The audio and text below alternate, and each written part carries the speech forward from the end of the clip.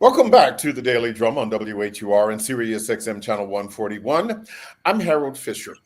Prom season is here. It is an exciting time and a grand rite of passage for our teenagers, but it is also fraught with some risks and challenges to the health and safety of prom goers. Well, tonight, we're going to talk about what goes into making sure your youngster's prom is safe and goes off without a hitch.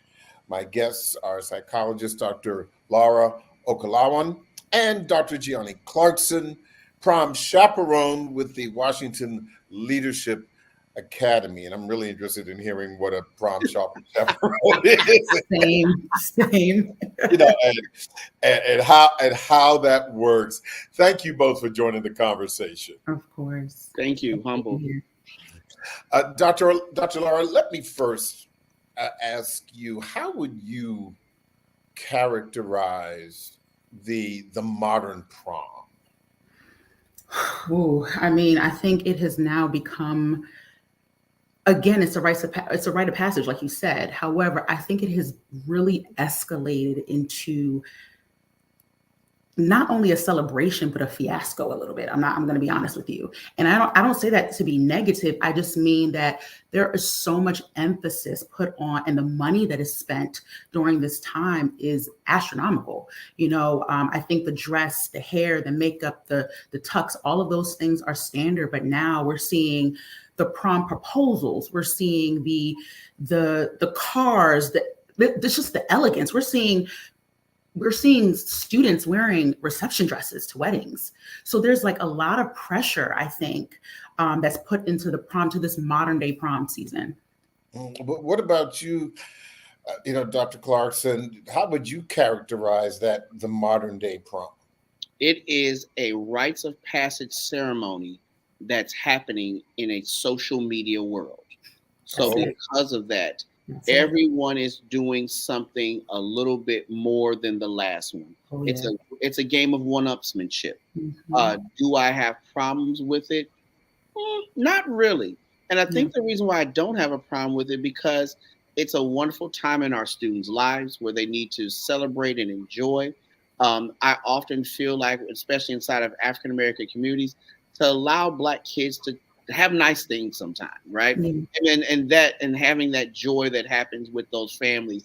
And, let's also be a little honest too. Some of our parents may be living vicariously through their children due to things that they've sacrificed along the way. So all that to say is, it is a rites of passage ceremony that's happening on live, being streamed right now. And I think that it's absolutely beautiful. I didn't really think about the possibility that parents are living vicariously through their children. So I will ask you, Dr. Laura, how was your prom? So I'm a Nigerian immigrant, first generation. So my parents' prom they had something like a school formal, a dance, but they were in boarding school, not the same thing. And so prom, my parents really didn't understand it. They knew that senior year, you went to your prom, you got dressed up, but they were like, why can't you go to the store? Why do you have to get a dress made? Why do we have to rent your car? They didn't understand that. So it was really foreign to them. So for my prom, beautiful experience. It's something I fondly look back on, but I compare it. I think I saw my prom picture maybe a week ago, and I compared it, my dress compared to these like beautiful gowns I'm seeing now. And I said, I would not be able to compete, but however, still a memorable time. I still look back and have fond memories of the time. What about you, Dr. Clarkson? So it's funny, I just was on a Zoom with a great friend of mine, and I showed her my prom picture where I had this Nehru collar and this black tux, and I'm posing by this Plymouth Breeze. And I thought I was winning. Come on, then I was okay. And I'm thinking, because I think that's when I went to prom my junior year. senior year when I went to prom, our friends and I, we rented out a limo and all of our dates went. And we stopped by everyone's house and took pictures. So that is like this community that I loved about it. So that's something. To answer Doc's reverse question, could my prom compete in this day and age? Oh no, I don't think my parents would be allowing that, because financially it just looks so ritzy. But no, I think that I enjoyed my prom experience, definitely. Yeah, and I will say it. I'm dating myself now with my with my prom, because I went in 1981. Okay. And now I did have a really, really nice car because I was driving my father's car. And my father had a big pimpin' Cadillac Seville, silver with the burgundy top. And so I knew I was winning, but I was just thinking about, my date. She had what would commonly be known now as a cocktail dress, a dress, not a formal dress. It was short, but it was tasteful. Mm-hmm. And so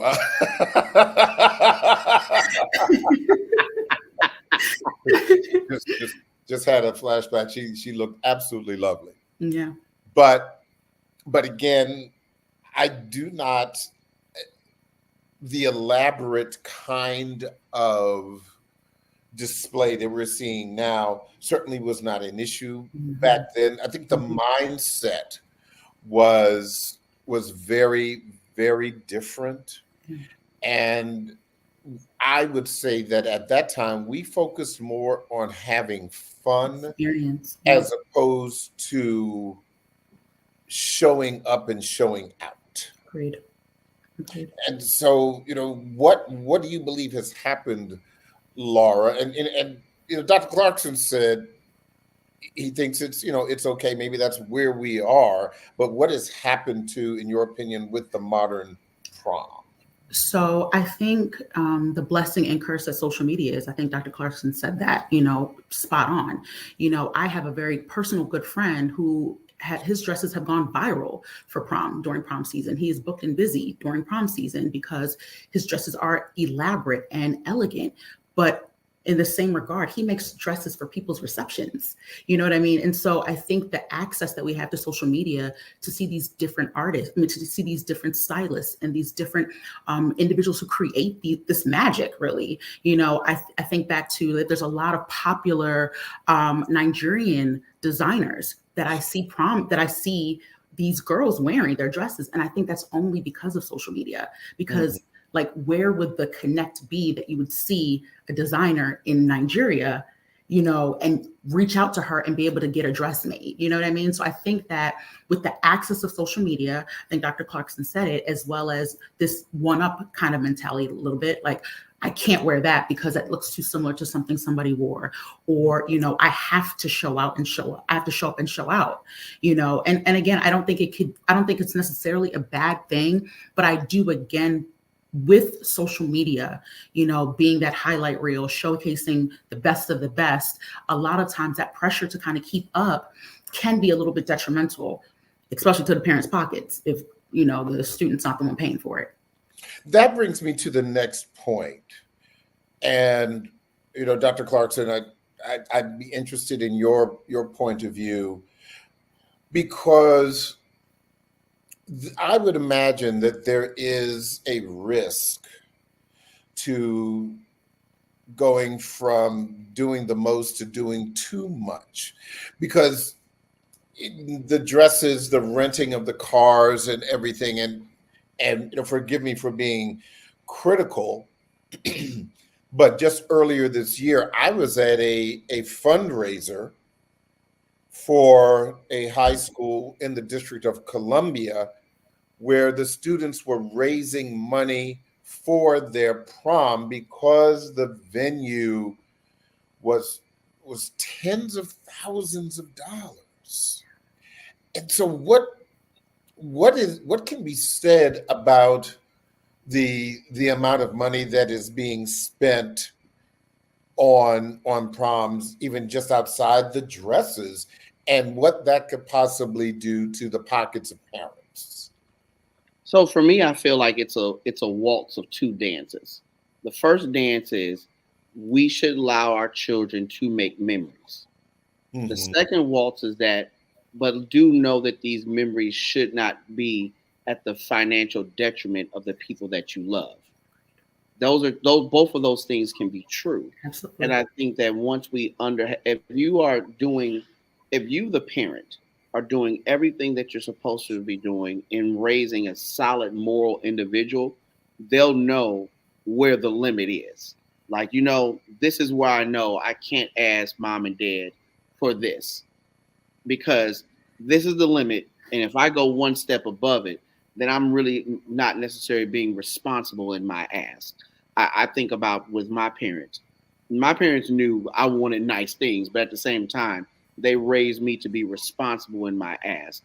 So I'm hoping that both the things can happen where students can have these really great memories, but also have a moral compass and understanding what that ask can and cannot do, because it is a great experience, but it also is one night because the next move is graduation. And then, there's so many things inside of this senior season. In fact, inside of your normal senior season, there's, of course, senior trip, then there's graduation, then there's prom, then there's senior pictures, there's the dues that need to be paid. So making sure that students say, even I would say for our parents that are juniors, have juniors that will be seniors next year, have a conversation now. Hey, I get it.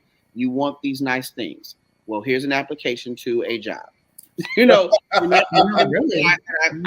find anything wrong with that, because part of the last year of graduation is one part high school diploma, but also one part rites of passage into adulthood. Absolutely. And part of adulthood is understanding balances and understanding how to monitor money. So I don't find that to be too bad of a thing. Dr. Laura? Dr. Clarkson, so I 100% agree with you. However, I do think we also need to recognize that, 17, 18 is where they're entering into adulthood, right? However, they're still adolescents, right? Yep. And so unfortunately, the mind of adolescence is not fully developed, right? That's true. So unfortunately, that in a perfect world, right? So I think about myself, I am a firstborn, I come from immigrant parents. And so I understand that, when they say no, it's no. And I can't even push it anymore, right? But then on the same token, I can see that, this is my last hurrah and I want to enjoy this. I want to keep up with my friends, my social group. They're looking like this. They're getting these things. I want those things. So I think in the same regard that we can hope that children or teens will be respectful, I think we also need to understand developmentally, sometimes they want what they want when they want it, and I think that's where it gets a little tricky. Yeah. And I just kind of think back to my daughter's prom, and she's 25 now. And even with her frugal upbringing and her frugal mindset, and I took her prom dress shopping because she liked my taste better than her mother's taste. Of course. But I own that. But and I bought her a really beautiful dress. It was very simple. It was very elegant, but not like we're seeing, right now. And so I do appreciate, that the balance then, and not having to take out a second mortgage to buy her prom dress. Listen, we are going to take a break, but don't forget, you can hear this in every edition of the Daily Drum Insight segment via podcast on WHUR.com. Now stay with us. The Daily Drum will continue on Sirius XM, channel 141. The Original Quiet Storm with John Mons is next. And that's on WHUR. This conversation continues on Sirius XM, channel 141 in just a few seconds. So welcome back to the Daily Drum on Sirius XM, channel 141. I'm Harold Fisher. Tonight we are talking about what goes into making sure your youngster's prom is safe and goes off without a hitch. My guests are psychologist Dr. Laura Okalawan and Dr. Gianni Clarkson, prom chaperone with the Washington Leadership Academy. So, Dr. Clarkson, what is a prom chaperone? What people want to know? Listen, what you know. What are your duties? What are your responsibilities? Hey, you want to make sure that scholars are having a really great time, that no behavior that is happening that is risky or dangerous. There's a very clear language that I present to scholars, which is this is one night, not the rest of your life. So don't make rest of your life decisions on this one night. That is very clear.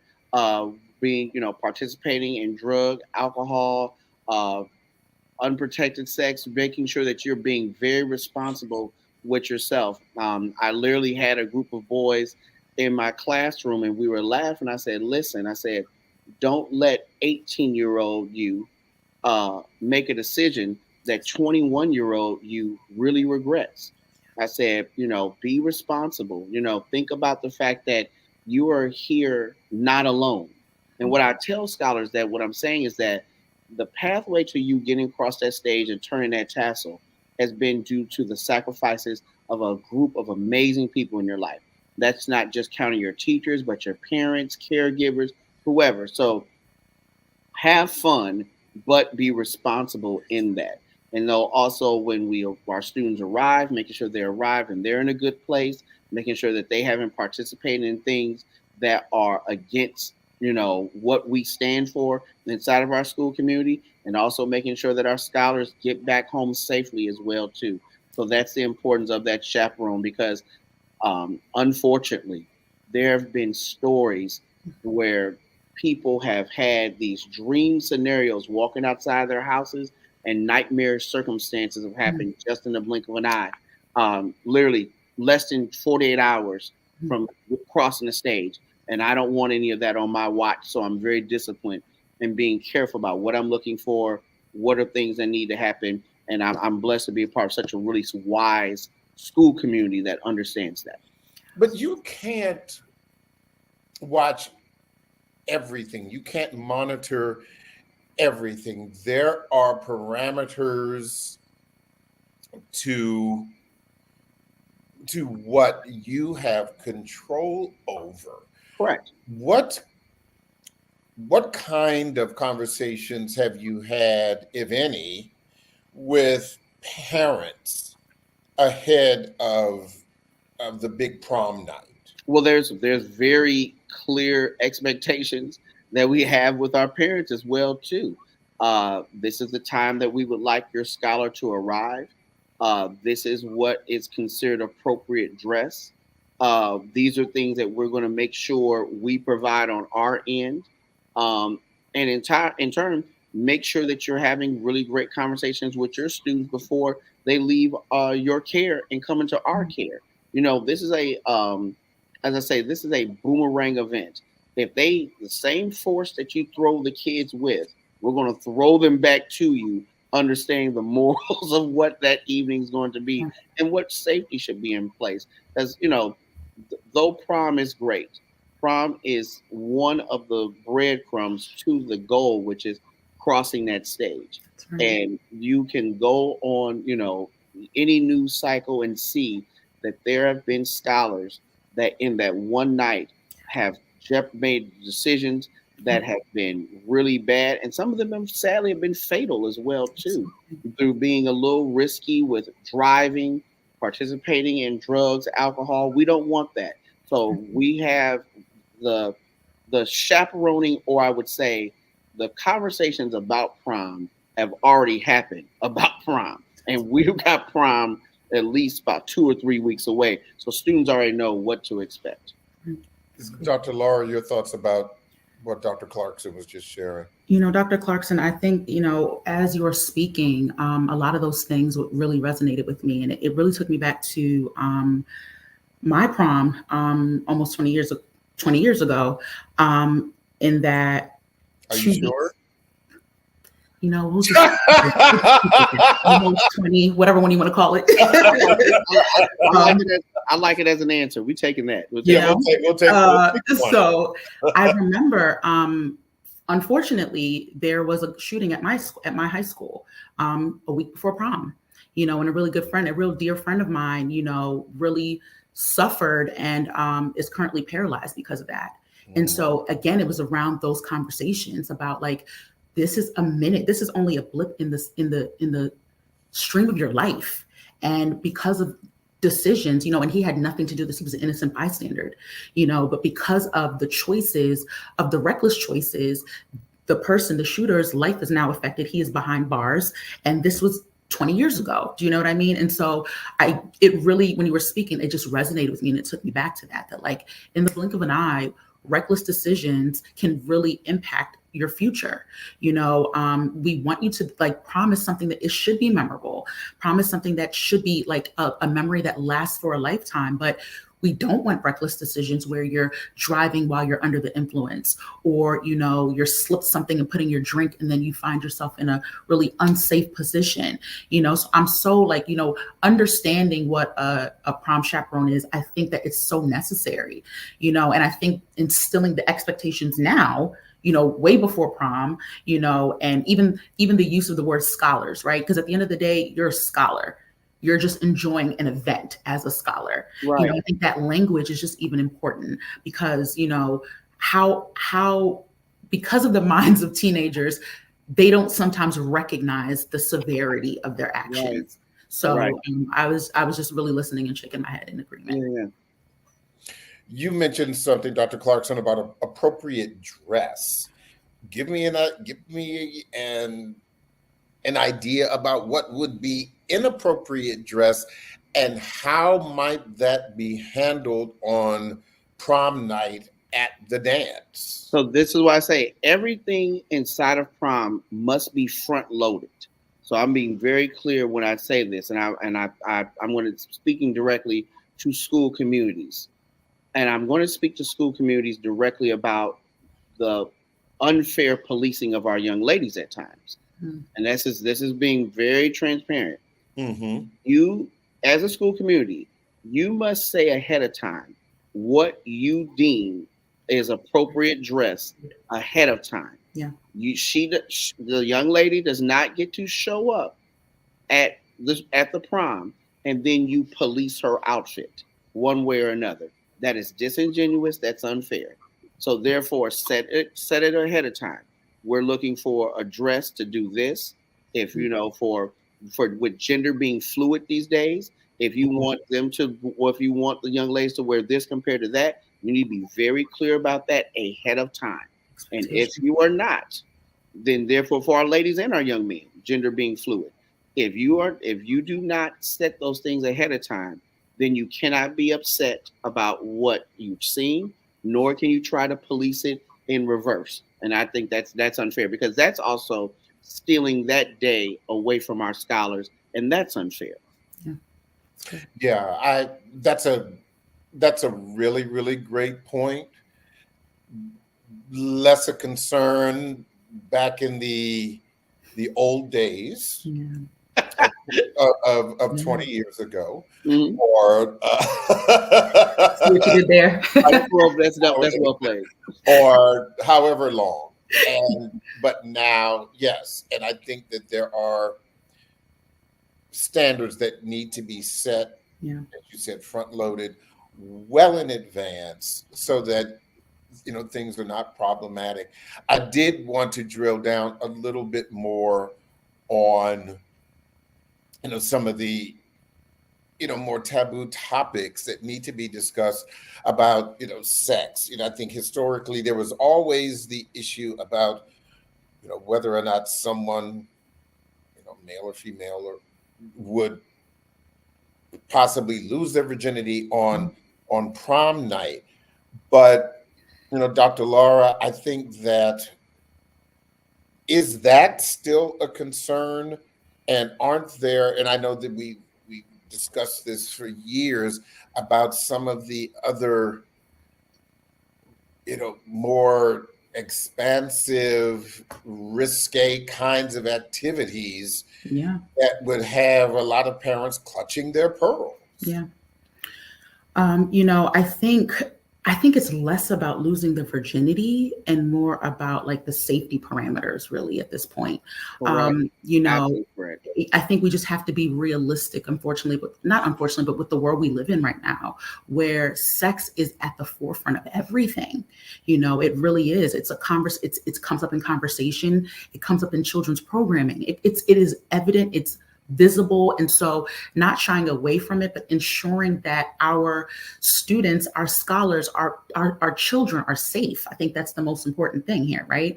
And what does that look like? When I was thinking about even this conversation, I was thinking about, yes, we have chaperones, but it's really easy to slip something in someone's drink. It does not require a lot of maneuvering to slip something in someone's drink. Date rape does not happen when you get to college and up. It can happen as early as now. You know what I mean? So I think it's the conversations around safety. And then also I think, Dr. Clarkson said something about that communication with the parents, right? So no, you're not telling your parents about your sexual activities. No, but do your parents know where you are? So when prom is over, what is the plan after prom? Yep. That is a big part, because what's happening, prom, people are not losing their virginity at prom. They're losing it at after parties, or they're having sex at after parties. So what does that look like?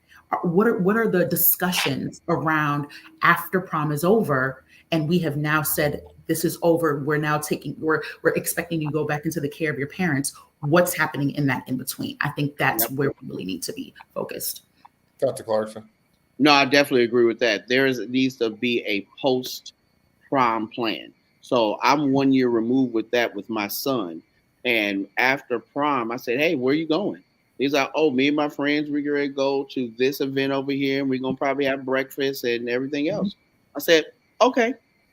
I said, that's where we're going? Yeah, that's where we're going. All right, cool. And of course, it was nothing for me to know the parents that were involved, make a phone call. Hey, where are they going? On the count of three. 1, 2, 3. Said the same thing. All right, cool. And sure enough, called one another parent on three-way. Hey, on the count of three, where are they going? Gianni, I'm not doing this with you. You know I got my kids find my iPhone on. I know exactly where they are. Don't play this game with me. Okay, listen. Just making sure. However it's done. Right. Yeah. And I mean, it's not a helicopter parenting because they're 18 years old and everything else. But I'm trying to say this very carefully, right? We're hedging our bet. Our kids are our future. Yeah. We've put a lot of money and love into our kids and time. And as a parent and as a school community, we're so afraid that someone's going to make a decision that's going to alter the timeline of success and go somewhere completely different. And in the midst of that, how does it alter the timeline of everybody else that's part of this graduating class? Because when one thing happens inside of a graduating class, it affects all the scholars that are involved. Yeah. It's not an isolated incident. So for us and our side of our school community, our goal is to make sure that all scholars return home back safely. There is a plan after prom. And then after that, that's it. We're going to front load that plan the best we can, have those, important conversations with our young ladies and our men, about, and I, once again, going back to the guys I've mentored and had prom conversations with them before, I say, listen, you don't want to do any family planning with just a high school diploma. Come on. Right. And you understand exactly what I mean by that. That's and right. They laugh. They say, I hear you. I said, okay, I just want to be heard. You hear me, but I just want to be heard. Okay. So understanding that, I think that those are things that are important and not guaranteed, but put a little bit more stability in the belief that prom can be a celebration that doesn't come along with an incident as well, too. or maybe something that was said years and years ago, when I heard a teacher say, "Don't mess her dress." Oh, I get it. And I get that. That's and, and it was a Yeah. mic drop moment, Yeah. because that meant that that dress needs to be as pristine when she got home as it was when you picked her up. That's right. And I think that's a good rule. But something else, Dr. Clarkson, that you said, and I was really struck by, even the best of our young people are not always the problem. The problem and the risks are the world in which they have to move around.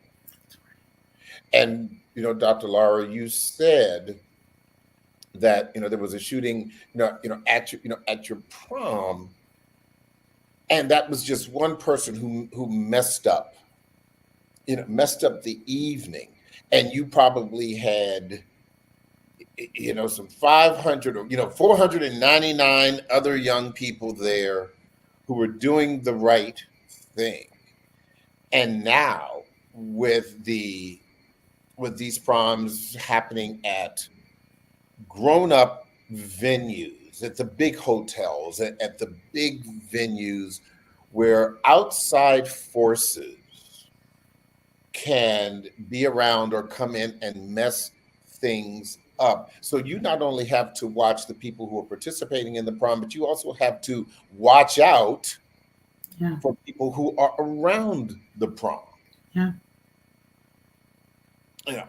I do want to do a little deeper digging also about what is going on inside the minds of young people during this critical time, because as Dr. Clarkson said in the beginning, that this isn't just about the prom. This is about where these young people are at this time. So, and I'll start with you, Dr. Laura. What is going through the minds of someone who is seeing this, just not just prom, but the rite of passage that it is? So I think that, this is a great question, and I think that when you think about prom, you think about graduation, you think about really that last pivotal month of school, right? It really is symbolic. It's time of celebration. However, in the same token that it's celebratory, it's also really the closing of a chapter, right? It is the end of an era, right? A lot of these students have known each other for 4 years, 5, 10, 15 years. They've known each other. And now you're saying this chapter closes and I'm technically considered an adult.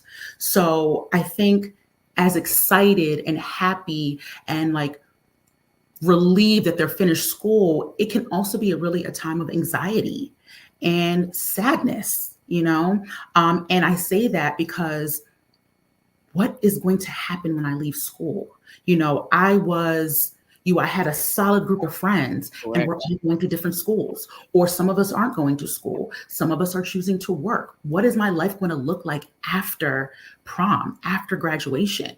Not even that though. How am I going to be able to maintain these friendships that have sustained me through through high school? Correct. I'm in a romantic relationship. My boyfriend or my girlfriend's not going to the same school as me. What does that look like? So there's all of these things that on one hand, it's a beautiful experience. It's this rites of passage, like we keep saying. But on the other hand, there really can be some heightened anxiety around what this next chapter is going to look like. And as we know, anxiety is not just, ruminating thoughts or worry. It can manifest itself as irritability and agitation.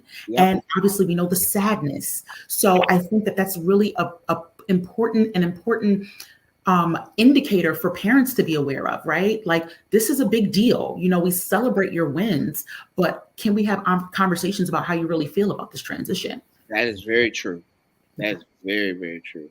I would love to add on here, because ever since I've been a part of graduations at schools that school communities I've been a part of, there's always a group of kids that once they cross that stage, fall into various teachers' arms and start crying. Weeping. And I mean, Yeah. not a sobbing of celebration, but a sobbing of a sobbing of just whoa. Yeah. Like, what is going to happen? Because for many of the scholars that we work with inside the nation's capital and across the country, school is the most stable thing that has been in their life. Yeah. And now you're telling them this thing is going to disappear. Yeah. And it's very scary for a lot of our kids. I mean, really scary for a lot of our kids. So that's also where there has to be, inside of school communities, conversations inside of SEL, social emotional learning, of learning, of having conversations about what does change mean. Yeah. Change does not always mean something negative, but it can mean something positive as well too. And how do you plan for change? Like, we may be not going to the same school anymore, but we are going to plan to meet up during Thanksgiving and Christmas break. You may be leaving your favorite teacher, but you do have your favorite teacher's now personal email, and that relationship becomes different. Yeah. So there has to be, and I'm going to keep using this term, but there has to be a front loading of these life changes as our kids are not just graduating, but really starting their freshman year as adults. Yeah. Dr. Clarkson, you said something, if I may add to what you said. You know, I think that, like, as you were speaking, high school really is the end of, like, that safety, safety, right? Like, we think about college, you know, and even if you decide to go into a trade school or whatever the case may be, there's never a time again where a student is wrapped around in the way that they are, like in elementary, middle, and high school. Like, it is, like, even if you have the best of your relationships with professors in college, the way that you're protected, the way that you are cared for, is not the same. You know, you are spending 7 hours in a day for X amount of years with the same faces.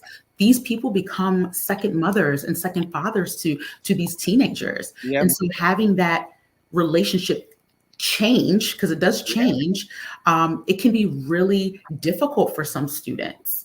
Yeah, it's the last chapter of intimate forgiveness, because when you start getting to universities, that's the business of school.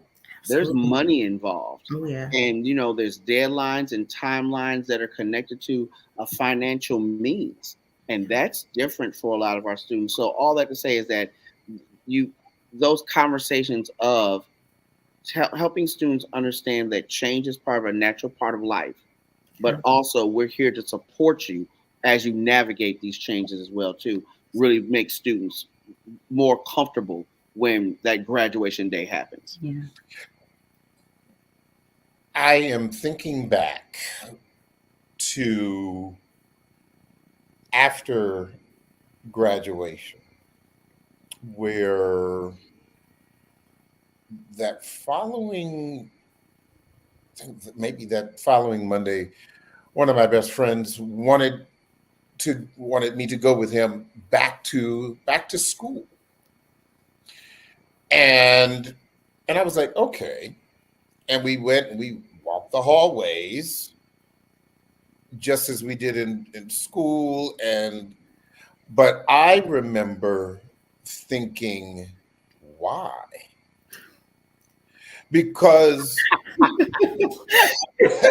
glad. Why am I back here? You know, why am I back? I'm ready to go. You know, and I think that, and now that both of you has helped me kind of put this in perspective, because and everybody sees it in different ways.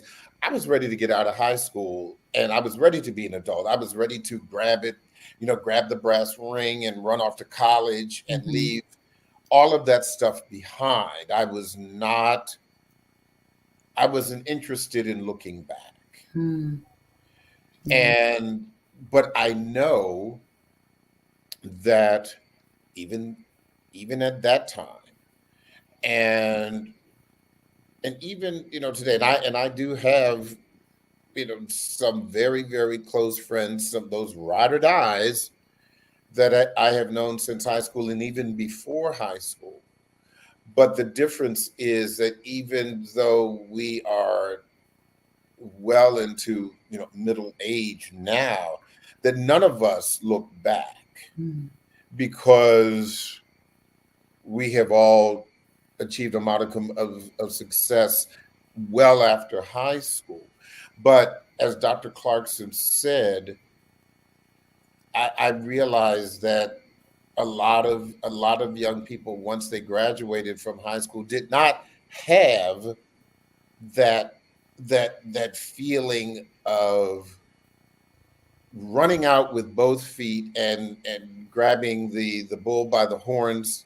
They wanted to stay. Yeah. And I think the prom season is the beginning of the realization that this is all coming to an end.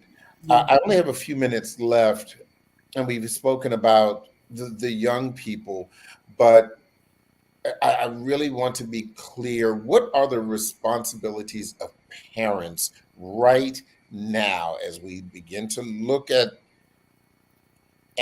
the real impact of prom? I'm not talking about the money. I'm talking about the headspace for young people, Dr. Laura. Yeah. So for me, I laugh because I think that, people are scared of the F word. And when I say F word, I mean feelings.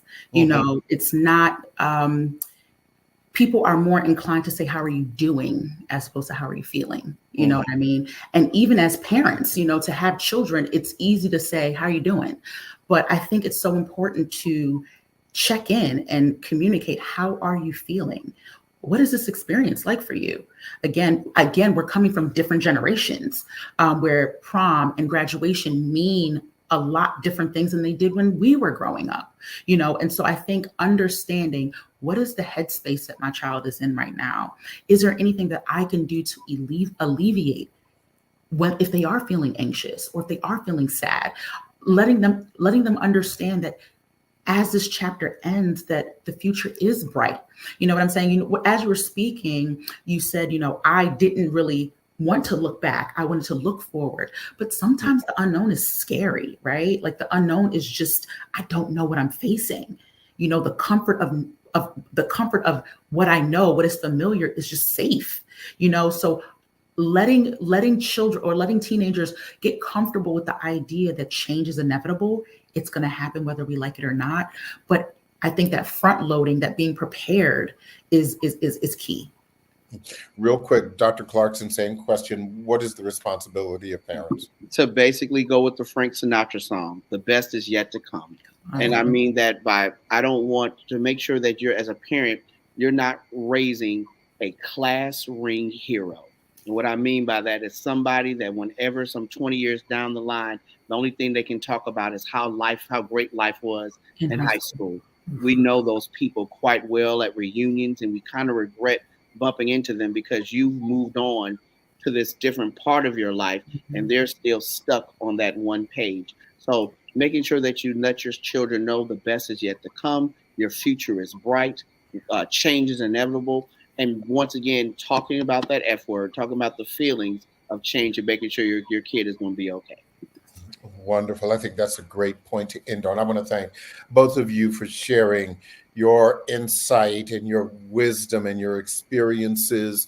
Thank you so very, very much. And to the young people and those parents, happy prom season.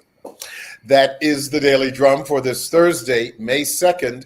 I'm Harold Fisher.